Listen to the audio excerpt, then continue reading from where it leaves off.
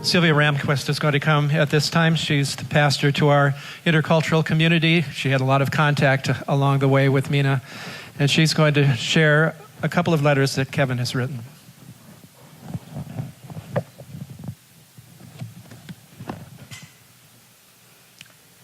I'm very honored to be able to read to you a letter that Kevin wrote both to Steven and to Minna.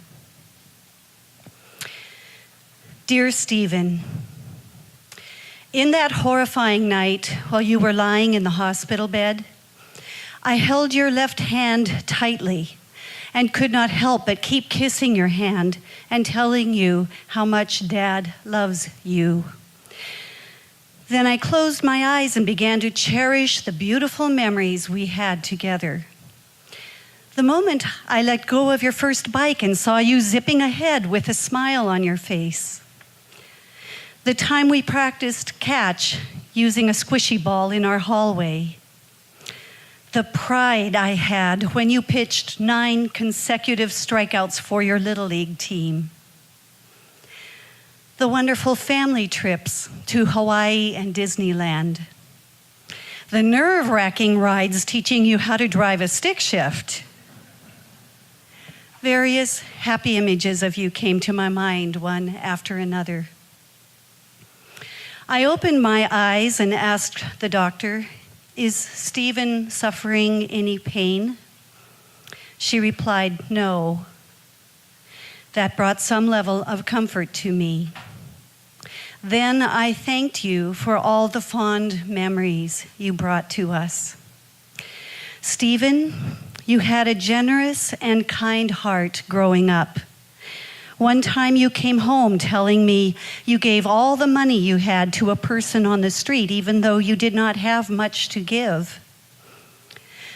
You graciously signed up as an organ donor a few years ago. I learned from the hospital that many lives will benefit from your genuinely giving spirit. I love you and miss you. But when I think of the beautiful image of Mom and you holding hands, tapping your steps on the way to that better place, my sadness turns into hope. We are only separated temporarily. Steven, I know you are now resting peacefully in heaven with Mom, and I am absolutely sure I will meet you again after I draw my last breath. Dad is proud of you. You have lived a short but a significant life. Great job, Steven. Love, your dad.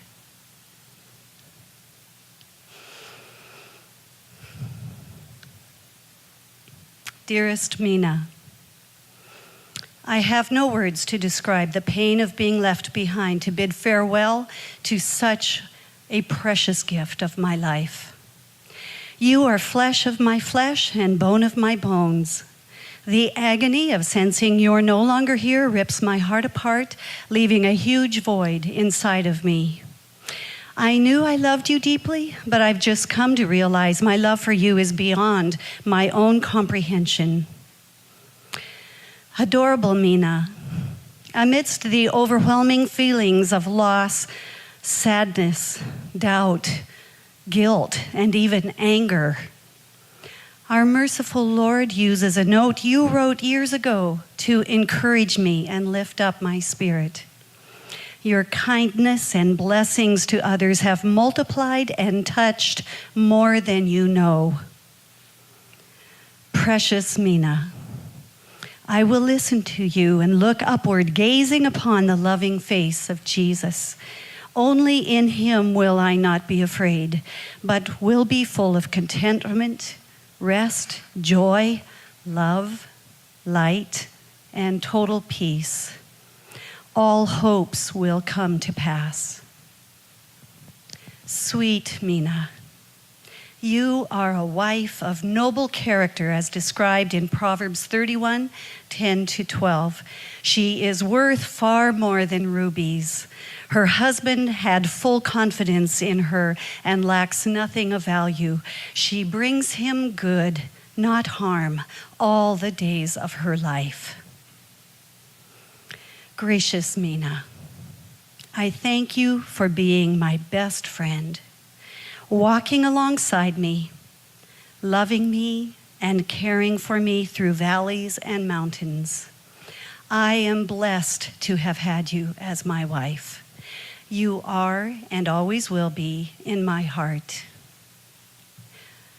Courageous Minna, I am confident that you and our beloved Steven are together in heaven, where you had devoted most of your beautiful life storing up treasures.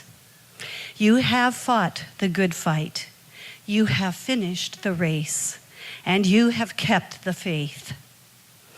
I know nothing would please you more than to see me keep the faith until I meet you again in heaven. Blessed Minna, I will live to honor and remember you. I will pick myself up and continue your legacy of loving and caring for others. Those you loved, I will love. Whatever burdened you, I will shoulder. Ministries you cared about, I will cherish. You can rest in peace from your labor, and now it is my turn to roll up my sleeves and get to work. Love, Kevin, your husband who loves you more than he can comprehend. November 4th, 2016.